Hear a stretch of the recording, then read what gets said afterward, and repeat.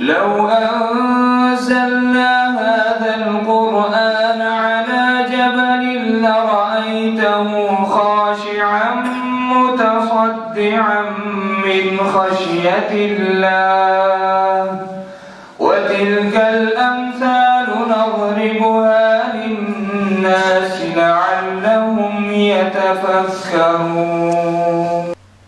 گلشن ہے میرے شیخ کا آباد ہے مرکز، فیضان جاری اس کا ہے جہان میں مرکز. گلشن ہے میرے شیخ کا آباد ہے مرکز. اللہ اللہ اللہ مرکز، فیضان جاری اس کا ہے جہان میں مرکز. توحید و رسالت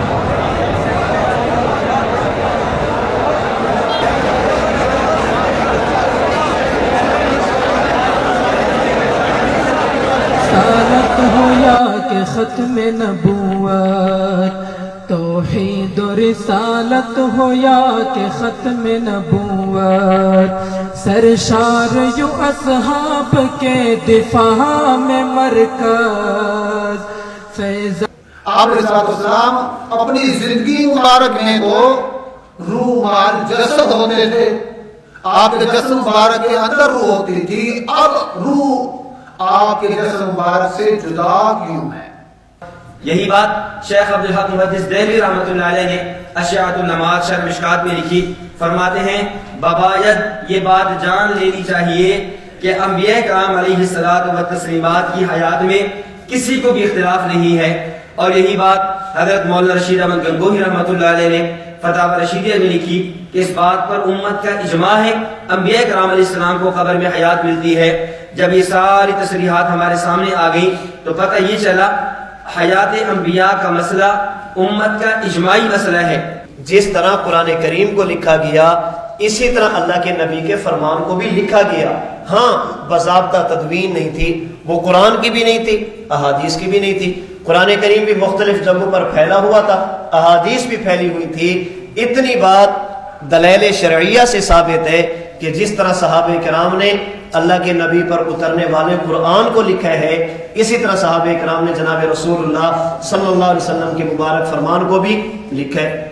اس کے علاوہ جو تیسری حدیث آگے ہماری جو دلیل ہے، حضرت ابو جحیفہ رضی اللہ تعالیٰ عنہ، یہ علی رضی اللہ تعالیٰ عنہ سے روایت نقل کرتے ہیں. حضرت علی فرماتے ہیں من سنت الصلاۃ وضع الایدی علی الایدی تحت السرر.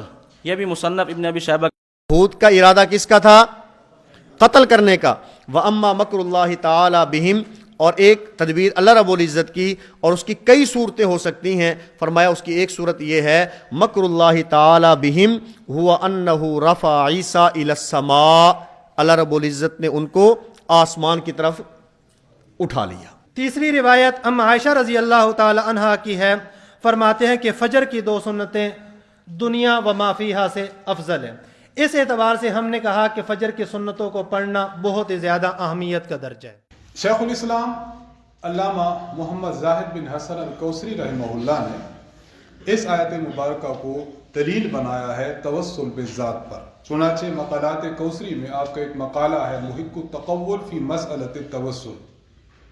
اس مسئلہ میں انہوں نے رسالہ لکھا ہے، اس میں لکھتے ہیں والوسیلۃ بعمومها تشمل التوسل بالاشخاص والتوسل بالاعمال.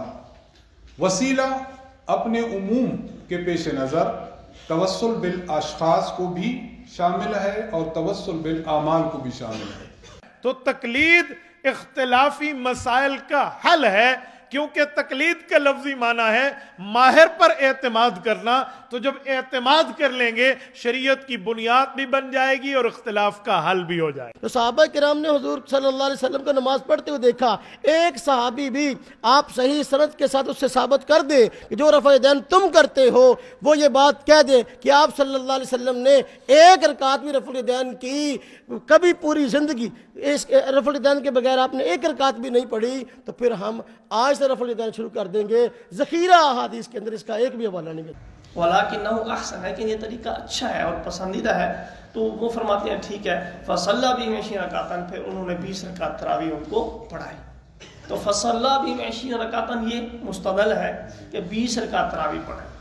اس کی روایت بھی صحیح ہے اور اس کی راوی بھی ثقہ ہے. تو علامہ نصفی رحمۃ اللہ علیہ فرماتے ہیں تفسیر مدارک میں کہ دیکھو اللہ تعالیٰ نے نمازیں 2 قسم کی نازل فرمائی ہے. ایک نماز ہے جہری اور ایک نماز ہے سری. تو 2 نمازوں کے لیے اللہ تعالیٰ نے حکم بھی 2 نازل کیا ہے کہ جب امام قرات کرتا ہو، جہری نماز ہو، مقتدی کو حکم دیا فاستمعوا لہ، کان لگا کر سنو. جب امام قرات سرن کرتا ہو، آپ سنتے بھی نہیں ہیں، تو اللہ تعالیٰ نے حکم نازل فرما دیا وَانصتوا، آپ نے سننا نہ بھی ہو تب بھی خاموش رہنے. مسافے کے اندر اہل سنت والجماعت کا عقیدہ کیا ہے؟ السنت فی المصافحہ بکلتا یدیہ، مصافحہ 2 ہاتھ سے کرنا سنت ہے. جہان جاری اس کا ہے جہان میں مرکز، سرشار یو اصحاب کے دفاع میں مرکز. فیضان جاری اس کا ہے جہان میں مرکز، گلشن ہے میرے شیخ کا آباد ہے مرکز. فیضان جاری اس کا ہے جہان میں مرکز. عصمت ہو انبیاء کیا مقام فقہا.